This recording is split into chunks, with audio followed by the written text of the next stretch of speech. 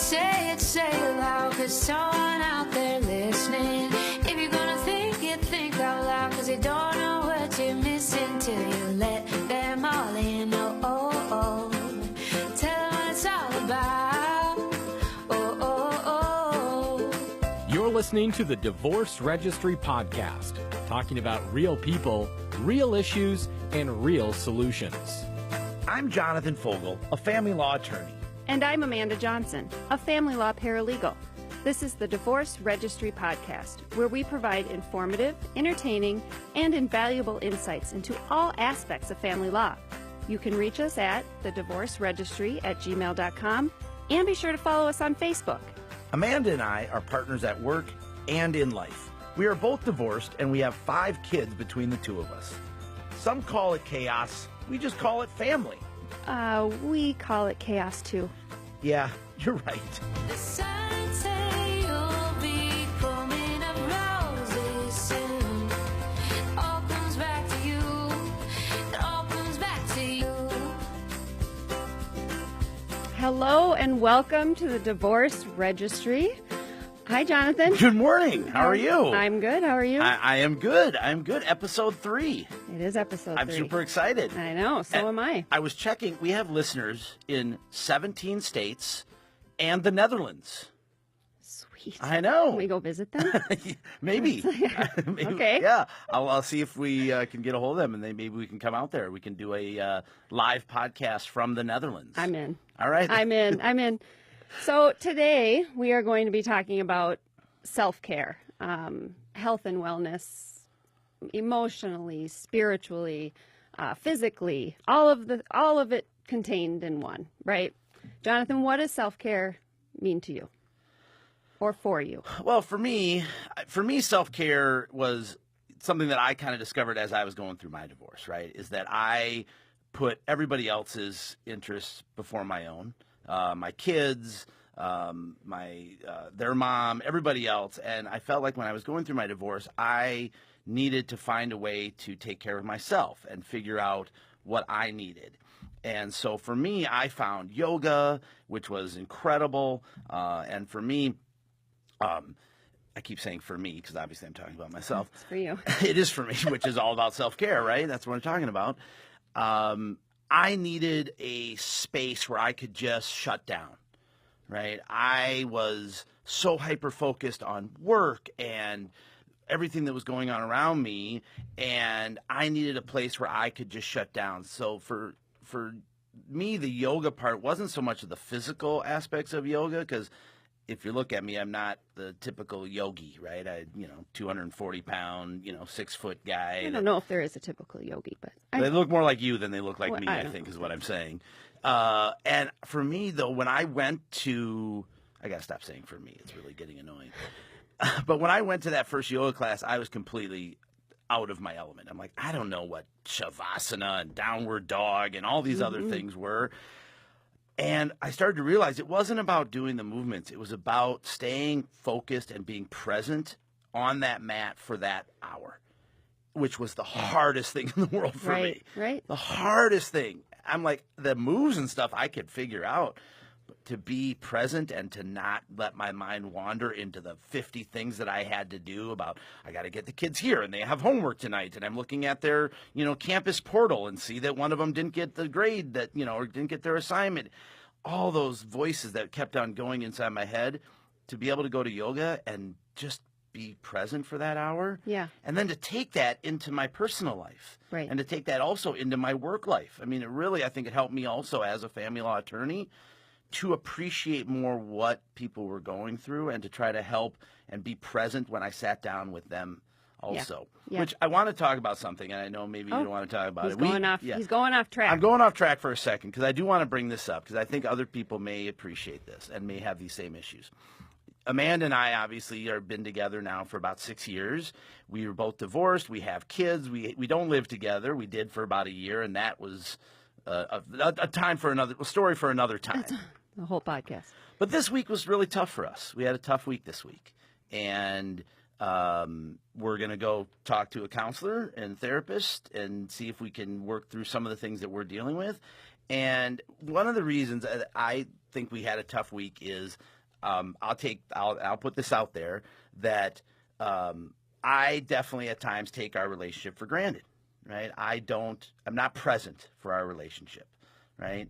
And so I was looking up some stuff, and I want to discuss this. It's important, right? According to the research I looked up, the average American adult spends approximately 2 hours and 51 minutes on their smartphone every day, right? And they say recovery starts with acknowledging the problem. So I will say here on this podcast, I have a cell phone addiction. There is no question that I do. And I feel relieved now just saying that, right? Just acknowledging it. You don't look relieved. Well, I've known it. Oh, thank you. But I love you. Yeah, all right. I love you too. I love you for acknowledging my problems. But I found that there's actually a test for cell phone addiction. I looked this up, and according to this smartphone compulsion test that was developed out of the Center for Internet and Technology Addiction at the University of Connecticut School of Medicine, if you answer yes to more than 5 out of the 15 questions, then you have a cell phone addiction. I think I answered yes to 14 out of the 15. So I won't go into the entire quiz. We'll post it on our Facebook page so people can go and look at it. But it's something that I definitely have to work at. Yeah. I am, and especially now with the podcast, I'm constantly looking, who's watching, who's following, who's doing this, what's going on. I post social media. Why isn't someone liking my post? Right? I feel like I'm a 15-year-old kid back in high school. Well, and I didn't know you were necessarily going to raise that. We are trying to do this podcast in the sense of being very open about us and what we're going through in order to help other people.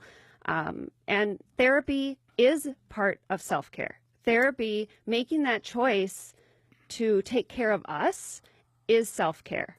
My most recent self-care for myself has been starting singing lessons again. I was very involved in high school in theater and singing and have lost that over the years. And going back to it, I cried at my first lesson. Yeah. It was so therapeutic just to hear my voice again, even though it sounded horrible. At least to me it did.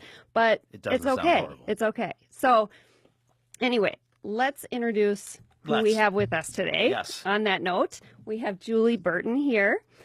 She is a author, freelance writer, fitness and wellness advocate, and founder of Modern Well, which I kind of say a workspace for women, a wellness space for women.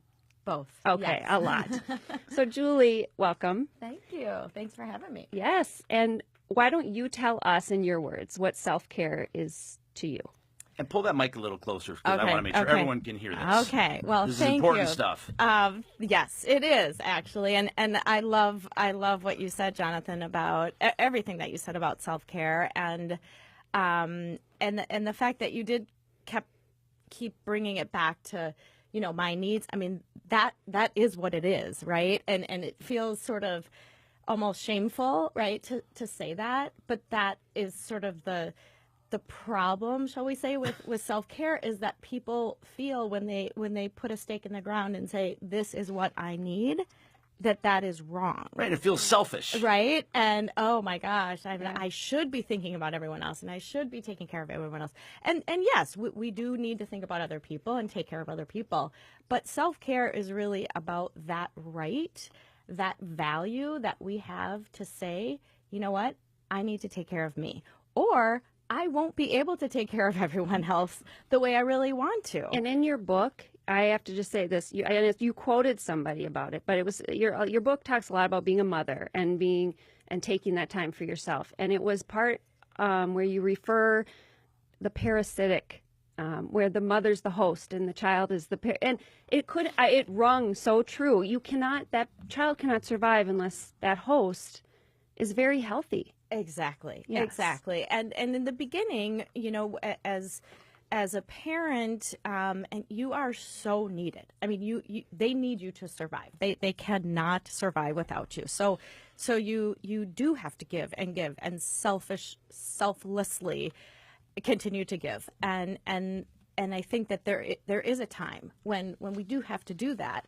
But the key is to even during that time when they're babies, and that we still take time to go and take a yoga class or take singing lessons, go for a walk, go see your friends, meditate, read a book, whatever, what self-care is to you and what it is to you. It might be different than what it is to me. It is different. Right. But to figure out what your needs are, what makes you feel whole, what gives you that feeling that when you go into your first singing class and you cry, that feeling, right? Yeah. That is where we, that sort of soulful stuff that we a lot of times deprive ourselves of because we should be working more. We should be, but that is where, that's where we really come alive, and we need that. We need that.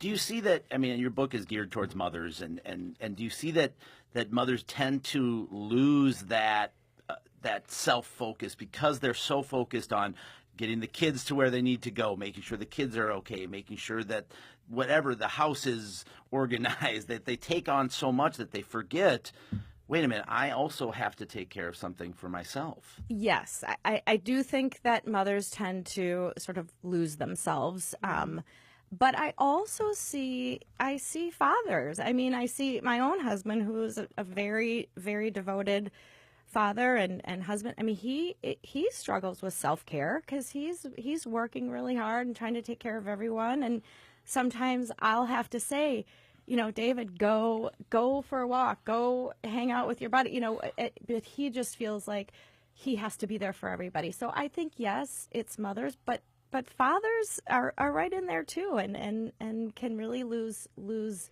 themselves in there. Yeah, and I mean, one of the things that we talked about even before the show, and Amanda and I have talked about this a lot, and I, as a family law attorney, I represent fathers, I represent mothers, and I see this, and one of the things that I get frustrated about, I think maybe because of the way I look at being a parent, not just being a father or being a mother, but just being a parent, is that I remember when my kids were little and I'd have friends say, I'd tell them that, oh, my wife is going out, and they're like, oh, you're going to stay home and babysit for the kids? And I was like, no, I'm going to be home with my children.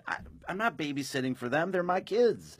But I think that there's that, I don't know if it's the way people see fathers versus mothers, that no one would ever say, I think, to you, oh, you're going to babysit your kids tonight? That would never be a thought. And so I was always offended by that. So don't say that. I would never. I can't imagine. I can't hear you saying that. No, but no, what you do say to me, though, a lot is you need to take time for yourself. That is something. And I don't say that as to come on here and go, oh, I'm this selfless person. I do everything for everybody else. That's not what I was at all. That's for sure. But what it was, I just forgot that it was important that I have an identity as well, and that I find things that I enjoy doing. And I mean, you say this to me all the time, that being alone is okay. Go find something, do something for yourself, find something. Well, and that was just it. Be alone. Sometimes for you, I that's like what to be alone. I know you don't. And especially that's at night, it gets scary. No? He's not joking. I like to be alone. I do too. But in the house, it gets scary. I got to check the doors like 5 times. He is like that. Yes. I'm this is like therapeutic for me today. So as we're talking about people getting divorced, people going through all this, and we can say the shit in their life, right? Whether it's divorce or just everyday stuff, finding your life's being rearranged in a divorce. I had it written down, and I was going to talk about it like during a divorce, your life's being torn apart, and I'm like, oh God. That sounds, that can be very true and feel that way, but it just sounds so I'm rearranging sounds a little better. And so you've got so many parts going on, and how do you find, if you're so out of touch with what that self-care thing for you is, how do you find it? I mean, that's a really, really great question. And I think that's where people really feel lost and alone and afraid. And I think sometimes, though, in order to find your way to self-care, you have to go through some really difficult, lonely, scary times because, like you said, people who are in toxic relationships, who are in relationships where the partners are not saying to each other, go take care of yourself, where it's really not that supportive, loving connection, and you lose yourself. There's I have a quote that I use sometimes. It's sometimes you have to visit despair to find your way to self-care. So sometimes, and it's hard and it's painful, but that is to try to find the connection back to you sometimes can be really hard. And But also probably very rewarding when you Yes. find it, just like you said, Amanda. I mean, the reason you cried, I think, at that first lesson is that you did hit that despair in the sense that you were so lost without that. And then to find that again was very emotional for you. Yeah, it was. You know? and our needs are, we are evolving human beings. Well, our we needs- try. Some of Right. us. Right. Devolving, maybe some of us. Oh, but no. okay. I'll take your word for it. We're evolving. Whether we like it or not, right? And we can get stuck and but really our needs change, and that's okay, and what self-care is to you today might be different in a month, and and like, okay, I mean, I remember I used to be a runner. Okay, well, I was out on a run, and what normally would be like, okay, I'm getting rid of all my stress. It just didn't work for Didn't me do it. anymore. I felt more stressed. And so it's like, oh, okay, I need to figure out something else. And so for me, then it became less the physical, okay, I'm going to go out and run 6 miles, but it was more like the yoga and connecting more inward and quiet. And so we have to be open to listening to what we really need. And I think that's where people get lost. That's why people, when they say, well, I don't even know what self-care is, because people have lost the connection to themselves. Yeah. And to find your way back to that, especially like you said, in a divorce, or even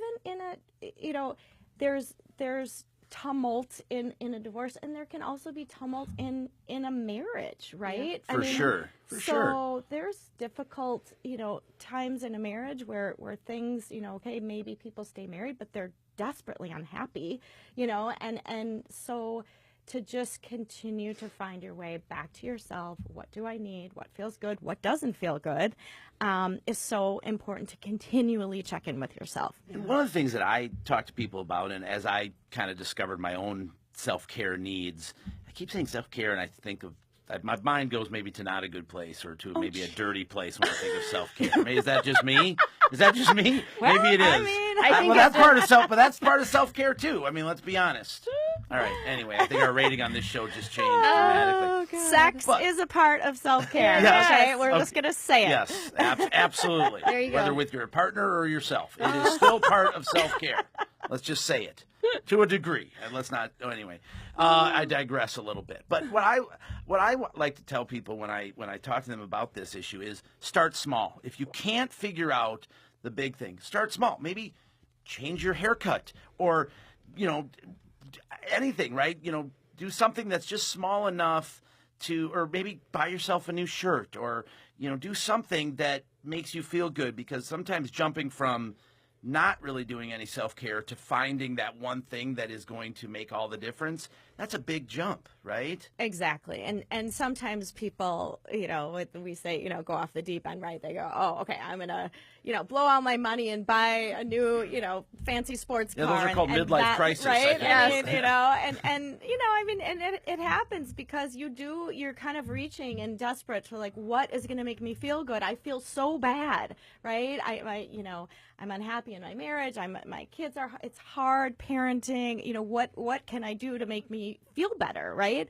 And then sometimes people make sort of extreme decisions, and that's not really self-care. That's more being reckless, even Right. though it can kind of Yeah. in the immediate, time can feel like, okay, I feel better now. I have my, whatever, my fancy sports car that I can't afford. But then the consequences can be really, I'm sure you see that a lot in absolutely. your practice, right? Yeah, absolutely. I mean, those were both. I see that professionally. I see it personally as well. I mean, when I was going through my divorce, right? I mean, there were things that I'm like, okay, I'm going to try this. I'm going to try this, and just trying to find anything that could kind of make me feel better and not depressed and not sad. And it's a really hard time for anyone that's going through it. It's we talked about this a couple of shows ago that. I've been practicing family law for over 20 years, and so I thought, oh, this will be easy. I know how to do this, and I knew the process of it, but I didn't understand the emotional piece of it because I had never been through it. Now, I don't recommend any family law attorney just trying out a divorce just so they're more empathetic to their clients. I don't think that's a good idea. No. But I think it changed me quite a bit as far as how I practiced law, how I focused on the clients, and how I saw what they were going through a different lens. That was very therapeutic for me and very eye-opening. And so for me, I just felt like that was something that I needed to reach out and not go overboard with the self-care is what you were talking about. Well, and your therapy was part of that. I For mean, sure. your therapy during your divorce, Yep. that, like, I think you talk about that in your book too.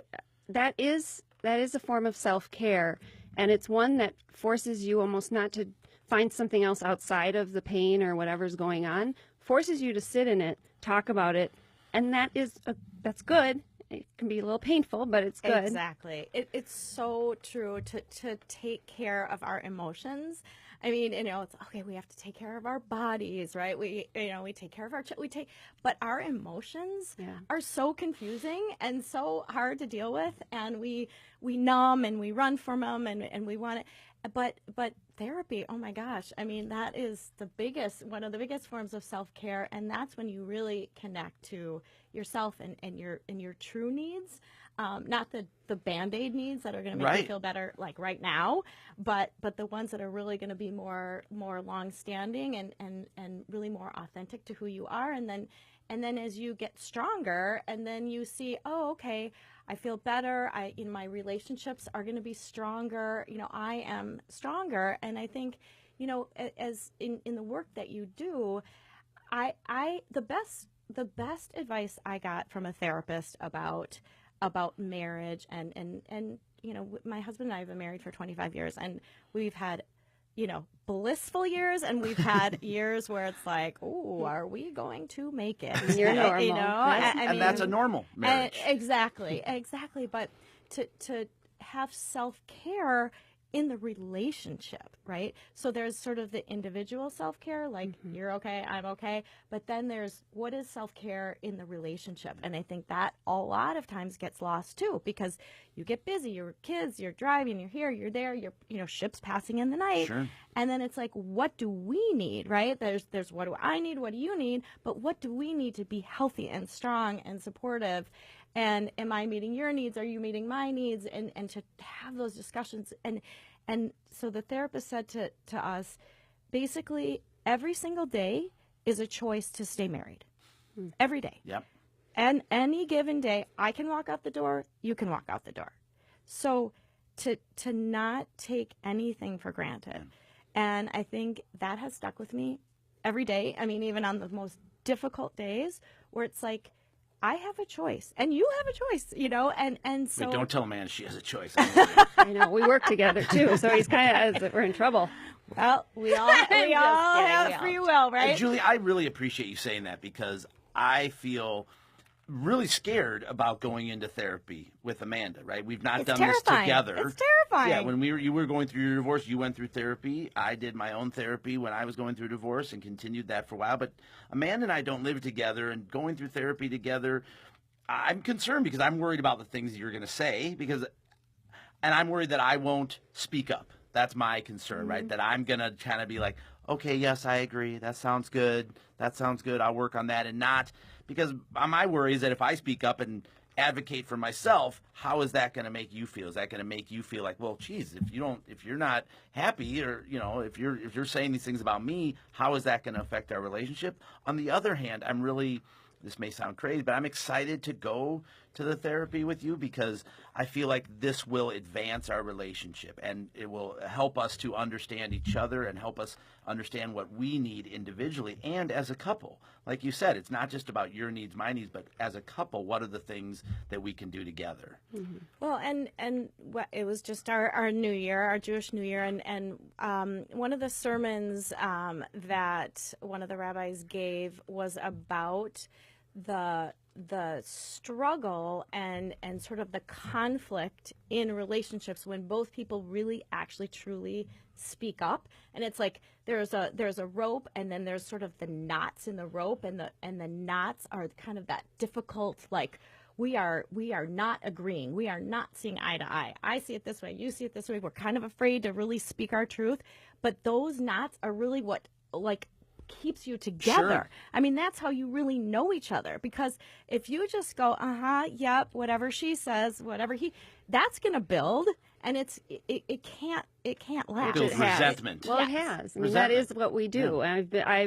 I am much more vocal because I was not. I didn't feel I was in my marriage before, and so I have always been very vocal with Jonathan about what I need, what I'm seeing, what I'm upset, and he has kind of backed away from doing that, and I'm sitting here feeling like, well, I'm making all the judgment. I feel like a horrible person, right? I'm the only one, and so that's when I'm like, we can't do this. We got to be open with each other. Well, and part of it, we all fall into our patterns that we were exposed to as kids, right? Or when we were adults, or relationship patterns that we have. And the pattern that I usually have is, I don't want to make waves. I'm a middle child. I want everyone to get along. Let's all just get along with each other. And so that's kind of my pattern. But then what it does, it builds up that resentment. It builds up those things where I'm like, well, geez, I'm not getting what I want. And then instead of looking for it within the relationship and trying to work on it, that's when you start creating that distance between people. Yeah. And Yeah. So, Yeah, we think, look, if I just don't say anything, then it'll be, Right. but really it's like, oh, that's where, the ostrich where's that approach. really going to go? Right? That doesn't work very well.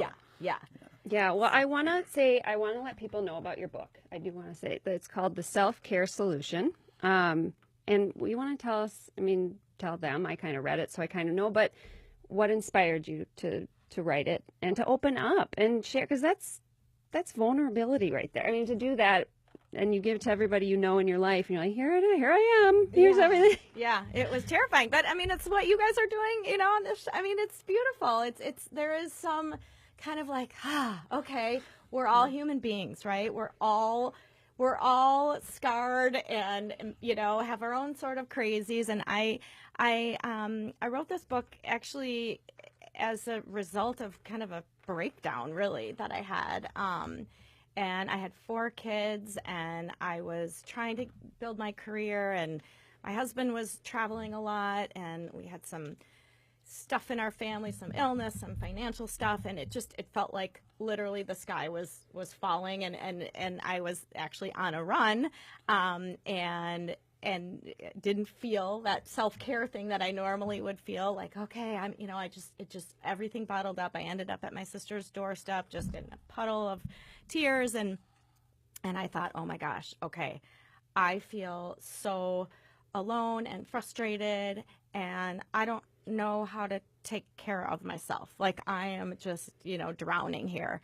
And so I started thinking, okay, if I feel this way, I would imagine some other people might, maybe. Right. And so I started as a journalist. I'm a trained journalist. I started doing some surveys and reaching out to moms through some websites, and got, surveys coming back by the hundreds. This was before kind of the mommy blogging thing, where now everybody's, talking about, and women wanting to tell their stories and saying, me too. I'm feeling alone. I'm overwhelmed. I don't know how to take care of myself. I've lost myself. I'm in a terrible relationship. I hate my husband, whatever, all these things. And I thought, okay, I want to put this together in a book. I want to give women and everyone, actually, I've had a lot of men and women who don't have children read the book and say, oh my gosh, this applies to me too. This is about self-care. And so I wanted to give people hope and connection, and the feeling that we are all struggling. We are all fighting our own battles, and that we need to support each other and have these conversations and do these podcasts and not judge each other. And so that's where the self-care solution came from, and it's been an incredible journey since. So It's a great book. It is a great book. book. Julie, thank you so much Thank for you coming on for today. having me. We really appreciate it. And please, everybody, take a look at the Self-Care Solution. It will post a link to the book on our you. Facebook page. And thank you all so much for listening today. Anything else, Amanda? No, You good? that's it. Thank all right. you. Thank you, Julie. Thank you. Great show. Julie. Thanks. Thank you. Oh, la, la, la, la. Oh, la, la, la, la. Oh, la, la, la, la. Oh, la, la, la, la. Oh,